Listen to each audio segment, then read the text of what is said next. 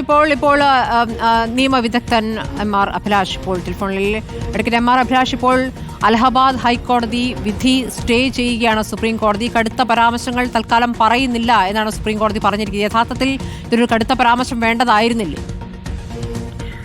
ഗുരുതരമായിട്ടുള്ള കീഴ്വഴക്കങ്ങൾ സൃഷ്ടിക്കുവാൻ സാധ്യതയുള്ള ഒരു വിധിയാണ് സ്ത്രീ സുരക്ഷയെ മുൻകൂട്ടി കണ്ടുകൊണ്ട് ഇത്തരത്തിൽ സുപ്രീം കോടതി അഭൂതപൂർവമായ ഒരു നടപടിക്രമത്തിലൂടെ സ്റ്റേ ചെയ്തിരിക്കുന്നത്.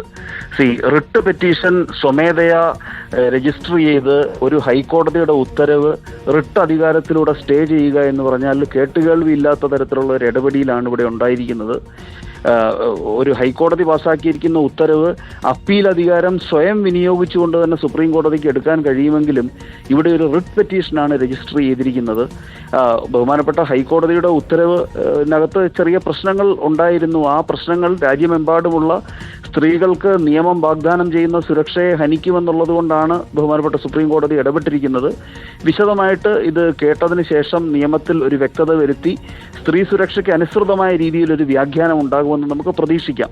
ഹൈക്കോടതി പറഞ്ഞത് ഇത്തരത്തിലുള്ള ഒരു ഒഫൻസിന്റെ പ്രിപ്പറേഷനും തയ്യാറെടുപ്പും ശ്രമവും രണ്ടും രണ്ടാണ്. തീർച്ചയായിട്ടും നിയമത്തിൽ അങ്ങനെ ഒരു വ്യത്യസ്തതയുണ്ട് എങ്കിൽ തന്നെയും ഒരു ഒഫൻസിനെ അതിന്റെ സമഗ്രതയിൽ കണ്ടുകൊണ്ട്, ഒരു ഉദാഹരണത്തിന് മാറിടത്ത് ഒരു സ്ത്രീയെ പീഡിപ്പിക്കുവാനാണ് ഉദ്ദേശിക്കുന്നതല്ലേ ബലാത്സംഗം ചെയ്യാനാണെന്നുണ്ടെങ്കിൽ മാറിടത്ത് കടന്നു പിടിക്കുക എന്നുള്ളത് ആ ഒരു അറ്റംപ്റ്റിന്റെ ഭാഗമായിട്ട് അതിനെ വ്യാഖ്യാനിക്കാൻ കഴിയുന്നതാണ്. അതിന്റെ വസ്തുതകളുടെ വെളിച്ചത്തിൽ അങ്ങനെ വ്യാഖ്യാനിക്കാനുള്ള സാധ്യത അവിടെ നിലനിൽക്കുന്നുണ്ടെങ്കിൽ സ്ത്രീ സുരക്ഷയെ മുൻകരുതി അങ്ങനെയുള്ള നിയമവകുപ്പിന്റെ പ്രാധാന്യം കണക്കിലെടുത്തുകൊണ്ട് അത്തരത്തിലൊരു വ്യാഖ്യാനമാണ് വേണ്ടത്. അതിനെ പാർട്ടായിട്ട് വ്യാഖ്യാനിച്ചു കഴിഞ്ഞാൽ നിയമത്തിന്റെ ലക്ഷ്യം അത് പരാജയപ്പെടുത്തപ്പെടുകയാണ് അവിടെ ചെയ്യുന്നത്. അപ്പോൾ അത്തരത്തിലുള്ള ഒരു ഇടപെടലാണ് ഹൈക്കോടതിയുടെ ഭാഗത്തു നിന്നുണ്ടായത് എന്ന് പ്രഥമ ദൃഷ്ടിയ മനസ്സിലാക്കിക്കൊണ്ടാണ് ഇത്തരത്തിൽ ഒരു സ്വമേധയാ കേസെടുക്കുക, ഒരു കത്തിന്റെ അടിസ്ഥാനത്തിൽ ഇടപെടുക എന്ന് ബഹുമാനപ്പെട്ട സുപ്രീം കോടതി തീരുമാനിച്ചിരിക്കുന്നത്. വിശദമായിട്ട് കേട്ടതിന് ശേഷം നിയമത്തിന്റെ ഒരു പ്രഖ്യാപനം വ്യക്തത വരുത്തിയുണ്ടായി. സ്ത്രീകൾക്ക് എല്ലാവർക്കും ആത്മവിശ്വാസത്തോടുകൂടി സമൂഹത്തിലേക്ക് ഇറങ്ങുവാൻ അവരെ പ്രാപ്തരാക്കുന്ന തരത്തിലൊരു വിധി ഉണ്ടാകുമെന്നുള്ളത് നമുക്ക് പ്രതീക്ഷിക്കാം.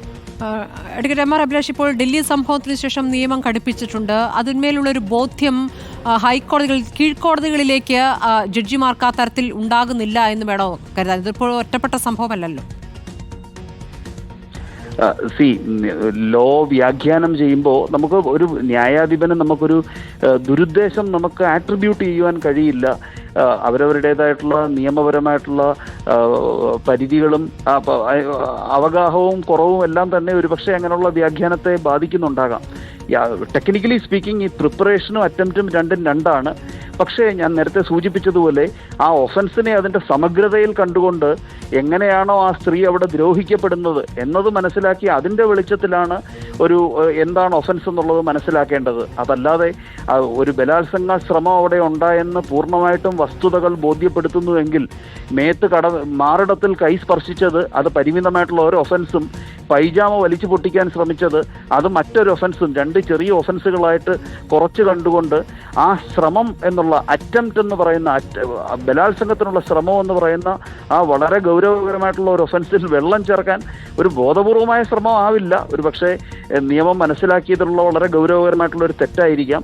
സുപ്രീം കോടതി ശ്ലാഘനീയമായിട്ട് ഈ ഒരു അവസരത്തിൽ ഒരു മുതിർന്ന വനിതാ അഭിഭാഷകയുടെ കത്തിനെ മാനിച്ചുകൊണ്ട് ഇടപെടാൻ കഴിഞ്ഞു അല്ലെങ്കിൽ ശ്രമിക്കുന്നു എന്നുള്ളത് എല്ലാവർക്കും അഭിമാനം നൽകുന്ന ഒരു ഇടപെടിയിൽ തന്നെയാണ്. വളരെ അപൂർവമായിട്ടുള്ള ഈ ഒരു നടപടി അതിൻ്റെ ഒരു ഫലപ്രാപ്തിയിലേക്ക് ചെല്ലുമെന്ന് നമുക്ക് പ്രതീക്ഷിക്കാം.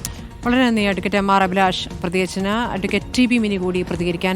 TB മിനി, ഇപ്പോൾ അലഹാബാദ് ഹൈക്കോടതിയുടെ വിധി നമ്മളെല്ലാവരെയും ഞെട്ടിച്ച വിധിയായിരുന്നു. ഇപ്പോൾ ആ വിവാദ വിധി സ്റ്റേ ചെയ്തുകൊണ്ട് സുപ്രീം കോടതി കൂടുതൽ കടുത്ത വാക്കുകൾ പറയാൻ തന്നെ പ്രേരിപ്പിക്കരുത് എന്ന മുന്നറിയിപ്പോടു കൂടി ആണ് അത് സ്റ്റേ കൊടുത്തിരിക്കുന്നത്. യഥാർത്ഥത്തിൽ കടുത്ത വാക്കുകളോടുകൂടി തന്നെ ഹൈക്കോടതി വിധിക്കെതിരെ ഒരു പരാമർശമായിരുന്നു വേണ്ടത്, അല്ലേ?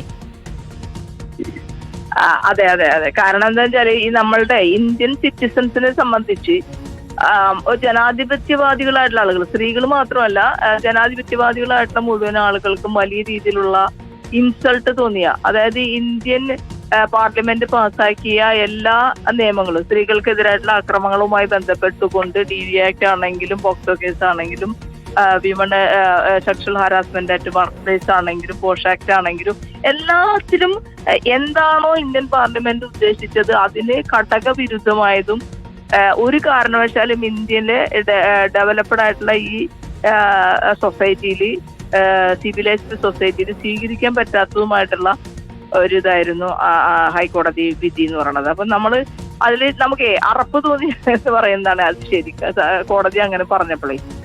സ്ത്രീകൾക്ക് അത് കേൾക്കുന്ന സ്ത്രീകളെ സംബന്ധിച്ചോ അല്ലെങ്കിൽ അത് അനുഭവിച്ച സ്ത്രീകളെ സംബന്ധിച്ചോ അതിനെ കുറിച്ച് അറിയുന്ന ഏതെങ്കിലും ഒരു സ്ത്രീയെ സംബന്ധിച്ചോ അല്ല. അപ്പൊ അതൊരു പുരുഷാധിപത്യ കൺസെപ്റ്റിൽ നിന്നുകൊണ്ട് ഒരു കോടതി ആളുടെ വ്യക്തിപരമായിട്ടുള്ള സ്വഭാവവുമായി ബന്ധപ്പെട്ട് ആണ് ആ വിധി എന്നാണ് നമുക്ക് പറയാൻ കഴിയുള്ളൂ. അല്ലാതെ ഒരു ഇന്ത്യൻ ജുഡീഷ്യൽ സിസ്റ്റവുമായിട്ട് ബന്ധപ്പെട്ടും ഇന്ത്യയുടെ നിയമവ്യവസ്ഥയുമായി ബന്ധപ്പെട്ട ഒരു കാര്യങ്ങൾ അനലൈസ് ചെയ്യുന്ന ഒരു വിധിയായിരുന്നു എന്ന് നമുക്ക് പറയാൻ കഴിയില്ല.